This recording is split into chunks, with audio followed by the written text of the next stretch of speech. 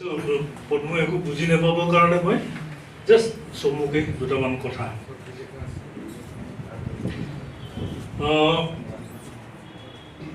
ইতিমধ্যে FRA বা forest right act সম্পৰ্কত বিস্তৃত এটা মানে বিৱৰণ আমি সকলোৱে বুজি উঠিছোঁ কাৰণ দীঘলীয়া সময় ধৰি এই বিষয়টোত আমি লাগি আছোঁ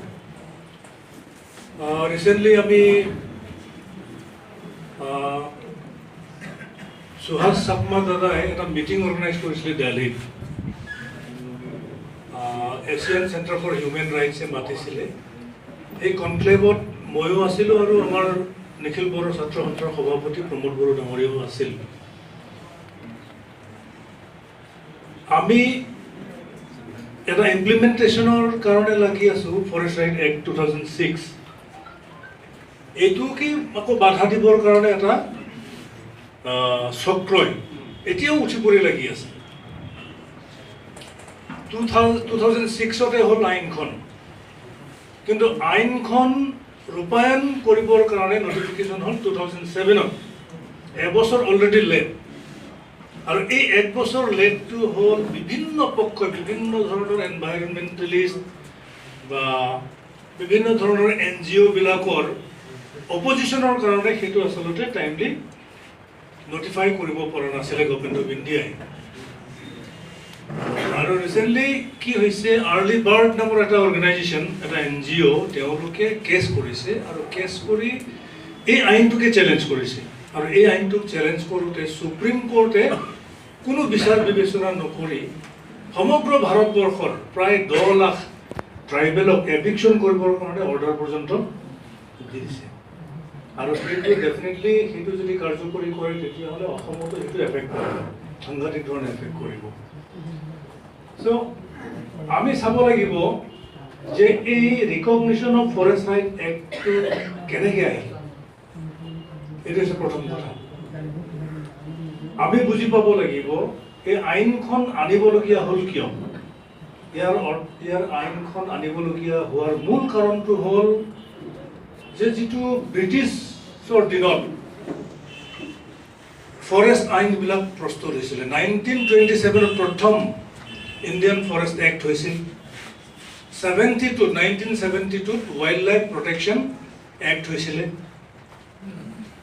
1927ৰ আগত ভাৰতবৰ্ষত কোনো ধৰণৰ ফৰেষ্ট আইন নাছিল আৰু সেই আইনৰ মতে ফৰেষ্ট ডিপাৰ্টমেণ্টে যেতিয়াই ইচ্ছা কৰে যিকোনো এলেকাত তেওঁলোকে ফৰেষ্ট বুলি ঘোষণা কৰিব পাৰে বনাঞ্চল বা ৰিজাৰ্ভ ফৰেষ্ট ঘোষণা কৰি দিব পাৰে তাৰমানে নিশাটোৰ ভিতৰতেই আমাৰ মানুহ যিবিলাকে যুগ যুগ ধৰি হাবি কাটি জংঘল জুৰি মানুহক বসবাসৰ উপযোগী কৰিছিলে এইখন দেশত সেই মানুহবিলাকক কি কৰিলে ব্ৰিটিছৰ দিনত এটা আইন প্ৰস্তুত কৰি বন আইন প্ৰস্তুত কৰি নিশাটোৰ ভিতৰতে আমাৰ মানুহবিলাকক এনক্ৰচাৰ কৰি পেলালে যেন আমাৰ মানুহবিলাকে এনক্ৰচ কৰিছে ফৰেষ্ট কিন্তু একচুৱেলি সেইটো কথা নহয় আমাৰ মানুহ যুগ যুগ ধৰি ফৰেষ্টতে বসবাস কৰি আছে ফৰেষ্টৰ লগতে এটা ক্ল'জ প্ৰক্সিমিটি আছে ফৰেষ্টৰ লগত ট্ৰাইবেলৰ লগত ফৰেষ্ট এটা ওতঃপ্ৰোত এটা সম্পৰ্ক এটা নেচাৰৰ লগত এটা আমাৰ ৰিলেশ্যন আছে কিন্তু বন আইনে আমাক কি কৰিলে আমাক এনক্ৰচাৰ মানে ঘোষণা কৰি দিলে চ' 72ৰ যিটো এক্ট ৱাইল্ড লাইফ প্ৰটেকশ্যন এক্টে যিকোনো বনাঞ্চলক তেওঁলোকে ৱাইল্ড লাইফ চেংচুৱেৰী বা নেশ্যনেল ফৰেষ্ট মানে কি কয় পাৰ্ক আদি ঘোষণা কৰিব পাৰে আৰু সেই তেনেকৈ ঘোষণা কৰি আহি আছে ফৰেষ্ট ডিপাৰ্টমেণ্টৰ মানুহক এই আইনবিলাকে ইমানে এম্পাৱাৰ কৰিছে ইমানে ক্ষমতাশালী কৰিছে যে তেওঁলোকে বিভিন্ন সময়ত খিলঞ্জীয়া বা ট্ৰাইবেলৰ ওপৰত আদিবাসীৰ ওপৰত অকথ্য নিৰ্যাতন চলাইছে বিভিন্ন সময়ত আৰু বিশেষকৈ চেণ্ট্ৰেল ইণ্ডিয়াত আপোনালোকে মধ্যপ্ৰদেশ আৰু উৰিষ্যাৰ বিষয়ে যদি চায় এইখনতে আপোনালোকে পাব ইয়াৰ যিখন 2006ৰ কপিটো আপোনালোকে যদি চায় নেটত ইয়াত দেখিবলৈ পাব আপোনালোকে যে মধ্যপ্ৰদেশ আৰু উৰিষ্যাত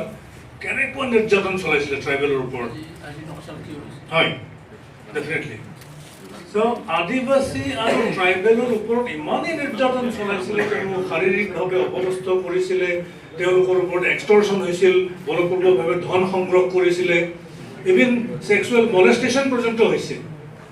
ট্ৰাইবেল ছোৱালী, ট্ৰাইবেল নাৰীৰ ওপৰত দৈহিক নিৰ্যাতন, ৰেপ কৰিছিলে তেওঁলোকে।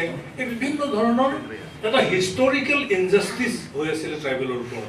ত' সেই হিষ্টৰিকেল ইনজাষ্টিচটো নাইকিয়া কৰিবৰ কাৰণে, এটা ঐতিহাসিক অন্যায়টো নাইকিয়া কৰিবৰ কাৰণে এই 2006 ফৰেষ্ট এক্টটো আনিছে। এতিয়া এই ফৰেষ্ট এক্টটো ইমপ্লিমেণ্টেশ্যনৰ ক্ষেত্ৰতো বহু ঠাইত বহু ধৰণৰ বিভিন্ন অৰ্গেনাইজেশ্যনে এইটো বাধাৰ প্ৰাচীৰ হিচাপে থিয় দিছে, যাৰ কাৰণে ইমপ্লিমেণ্টেশ্যনত যথেষ্ট মানে বাধাৰ সন্মুখীন হ'বলগীয়া হৈছে। এইটো হৈছে প্ৰথম কথা। দ্বিতীয় কথাটো হ'ল, আমি ট্ৰাইবেল সংঘ, নিখিল বড়ো ছাত্ৰ সন্থাকে আদি কৰি অসমৰ 29টা ট্ৰাইবেল অৰ্গেনাইজেশ্যনে মিলি CC2 হিচাপে ইয়াৰ ইমপ্লিমেণ্টেশ্যনৰ কাৰণে আমি ফাইট কৰি আছোঁ। আমাৰ মানুহে মন্ত্ৰী, দুটাকে ডিপাৰ্টমেণ্ট। ইতিমধ্যে আমাৰ বৰগাড়ী ছাৰেও ক'লে, প্ৰমোদ বড়াইও কৈছে, ফৰেষ্ট ডিপাৰ্টমেণ্টটো আমাৰ হাততে আছিল, WPTPC ডিপাৰ্টমেণ্টটো আমাৰ হাততে আছিল, প্ৰমীলা ৰাণী ব্ৰহ্ম বাইদেউৰ হাতত। কিন্তু খুবেই দুৰ্ভাগ্যৰ কথা, তেওঁ বিষয়বিলাক খুব চিৰিয়াছলি নল'লে। তেওঁলোকে যদি চিৰিয়াছলি লোৱা হ'লে আজিলৈকে এই সমস্যাটো সমস্যা হিচাপে নাথাকে, কেতিয়াবাই চল্ভ হৈ যায়। 10 চনৰ ভিতৰতে শেষ কৰিব লাগে, এইটো ইমপ্লিমেণ্ট কৰিব লাগে। কিন্তু আজি 19 হ'ল, আকৌ 9 বছৰ বাঢ়ি গ'ল। চ' এতিয়া আকৌ নতুন এজন মন্ত্ৰী আহিছে, চন্দন ব্ৰহ্ম, তেখেতো আমাৰে মানুহ। আমিও আশা পালি আছোঁ তেওঁ কামখিনি কৰক। মাজতে আলোচনা হ'ল, ভালুকপুঙত আহোঁতে মোকো মাতিছিলে, মই কিয় শাৰীৰিক উপস্থিতিৰ কাৰণে মই আহিব নোৱাৰিলোঁ সেই মিটিংখনত। আপোনালোকৰ হয়তো বহুতো তাত ভালুকপুঙৰ মিটিঙত আছিল। চ' তেখেতৰ অফিচত যিটো মিটিং হৈছিলে, তেতিয়া তেওঁ কৈছিল যে WPTPCত কিছু পইচা আছে, মানে হেৰি GPS কৰিবৰ কাৰণে কিছু ফাণ্ড তেওঁলোকে এল'কেট কৰিব। সেইটো এল'কেট কৰা বুলি আমি শুনিছোঁ, এইটো ভাল কথা। আৰু ইয়াৰ DC বা DFO মাতি পেলাই তেওঁ অলপ দাবী ধমকি দিয়া বুলিও কৈছে, এইটো কিয় ইমপ্লিমেণ্ট হোৱা নাই, কি কাৰণত মানুহখিনিয়ে লেণ্ড টাইটেল পোৱা নাই, এই পৰ্যায়তো আলোচনা কৰা বুলি তেওঁ আমাক জনাইছে। আৰু সেইটোৱেই যদি হয়, এইটো স্পিৰিটত যদি তেওঁ কাম কৰে, তেতিয়াহ'লে আমি ভাবিম যে সোনকালে আমাৰ ৰাইজে লেণ্ড টাইটেল পাব, এই আশাটো কৰিছোঁ।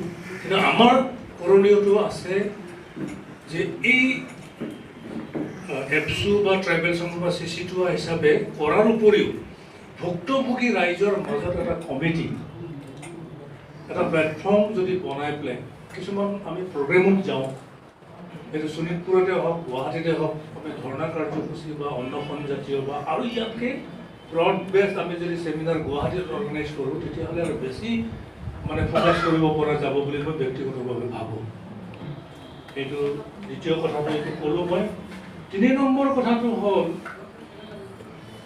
যে ফৰেষ্ট ৰাইট এক্টখন আছে, আৰু এখন এক্ট আছে আপোনাৰ পেচা। এইটো হ'ল পঞ্চায়তক লৈ পেলাই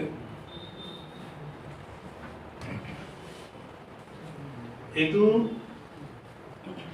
panchayat extension of schedule areas act 1996 পেচা। এতিয়া কি কৰিব বিচাৰিছে গভৰ্ণমেণ্ট অফ ইণ্ডিয়াই, নতুন এটা আইন বনাব বিচাৰিছে। আৰু সেই নতুন আইনটো তেওঁলোকে প্ৰণয়ন কৰিবৰ কাৰণে কি কৰিছে, এটা ড্ৰাফ্ট নেশ্যনেল ফৰেষ্ট পলিচি উলিয়াইছে। সেই ড্ৰাফ্ট নেশ্যনেল ফৰেষ্ট পলিচিৰ মেৰিটছ এণ্ড ডিমেৰিটছ সম্পৰ্কত আলোচনা কৰিবৰ কাৰণে এছিয়ান চেণ্টাৰ ফৰ হিউমেন ৰাইটছে এটা কনক্লেভ কৰিছিলে দিল্লীত। সেই দিল্লীত আমি তাত আছিলোঁ, পৰিচয় হেৰি আছে। চ' উই হেভ হেড এ কনক্লেভ দেৰ in Delhi. Poritus Sakma was also there, and it was organized by Mr. Suhas Sakma, the director of Asian Center for Human Rights.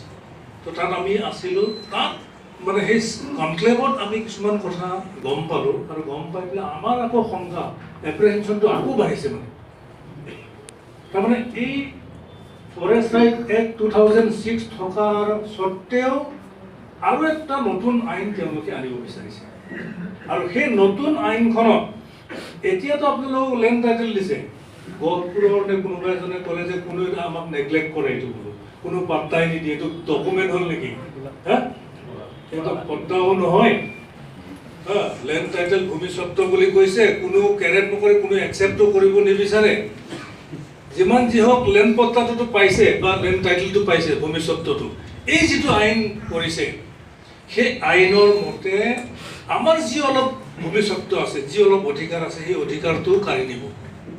যিটো ড্ৰাফ্ট নেশ্যনেল ফৰেষ্ট কৰিছে, আপোনালোকে চাব এইটো।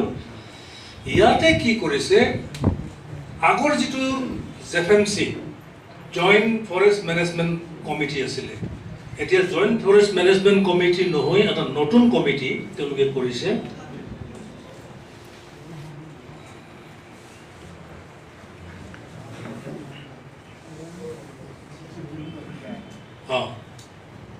এতিয়া তেওঁলোকে গোটেই ফৰেষ্ট এৰিয়াটো কমাৰ্চিয়েলাইজেশ্যনৰ ফালে নিব বিচাৰিছে। ব্যৱসায়িক ভিত্তিত তেওঁলোকে গোটেই ফৰেষ্ট আৰু এনভাইৰনমেণ্টত ক্লাইমেট চেঞ্জ ডিপাৰ্টমেণ্টটো লৈ যাব বিচাৰিছে। তাৰ কাৰণে এটা কেম্পা আনিছে, CAMPA। কেম্পাটো হ'ল আপোনাৰ কম্পেনচেটৰী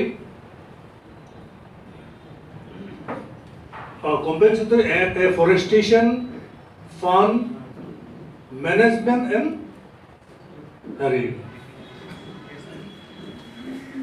management and planning authority, CAMPA. এই কেম্পাৰ জৰিয়তে এতিয়া এফৰেষ্টেশ্যন হ'ব, বনানীকৰণ হ'ব, পুনৰ বৃক্ষৰোপণ হ'ব। ইয়াৰ কাৰণে ভাৰত চৰকাৰে 500 কোটি টকা মানে চেংচন কৰি থৈ দিছে। এতিয়া এই 500 কোটি টকাৰ ওপৰত চকু। এতিয়া নতুনকৈ বৃক্ষৰোপণ হ'ব আৰু এইবিলাক কাম কৰিবলৈ দিব বিভিন্ন ধৰণৰ NGO, বিভিন্ন ধৰণৰ প্ৰাইভেট পাৰ্টিবিলাকক এই কামবিলাকক দিব। আৰু ইয়াৰ এই কামটোত কোনো ফৰেষ্ট ডুৱেলাৰৰ ইনভলভমেণ্ট নাথাকিব, কোনো জইণ্ট ফৰেষ্ট মেনেজমেণ্ট কমিটিৰ ইয়াত ইনভলভমেণ্ট নাথাকে। প্ৰেচিডেণ্ট ছেক্ৰেটাৰীবিলাকৰ সম্পূৰ্ণ সুকীয়া এটা গোট গঠন কৰি পেলাই এই পইচাখিনি তেওঁলোকৰ থ্ৰুদি ইউটিলাইজ কৰিব আৰু আপোনালোকৰ অঞ্চলত গছ ৰোপণ কৰিব, নতুনকৈ বৃক্ষৰোপণ কৰি পেলাই কেইদিন পিছত ক'ব যে গোটেইখিনি ফৰেষ্ট এৰিয়া।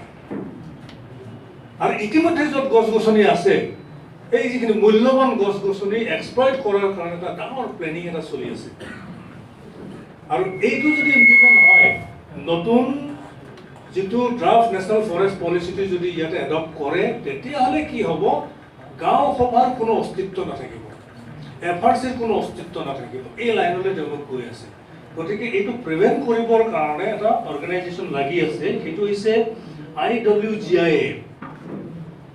এইটো international work group for indigenous rights, এটা গ্ল'বেল হিউমেন ৰাইটছ অৰ্গেনাইজেশ্যন। তেওঁলোকে ইতিমধ্যে ইউনাইটেড নেশ্যনছক তেওঁলোকে লিখিছে। ইউনাইটেড নেশ্যনছত এটা সংস্থা আছে, সেইটো হ'ল United Nations committee for elimination of racial discrimination, য'ত নেকি ৰেচিয়েল ডিছক্ৰিমিনেশ্যনটো হ'ল পক্ষপাতিত্বমূলক। এই যে পক্ষপাত যে কৰি আছে, ট্ৰাইবেল আৰু আদিবাসীৰ প্ৰতি যিটো অন্যায় অবিচাৰ হৈ আছে, এই সম্পৰ্কত তেওঁলোকে ইউনাইটেড নেশ্যনছলৈ চিঠি লিখিছে যে এই নতুন যিটো ড্ৰাফ্ট নেশ্যনেল ফৰেষ্ট পলিচি, এইটো যাতে কেতিয়াও এডপ্ট নকৰে, এইটো ৰিজেক্ট কৰিবলৈ তেওঁলোকে মানে তেওঁলোকৰ ফালৰ পৰা এপিল কৰিছে। চ' মই এই দুটা মূল কথা আপোনালোকৰ আজি ছেমিনাৰত মই ৰাখিলোঁ।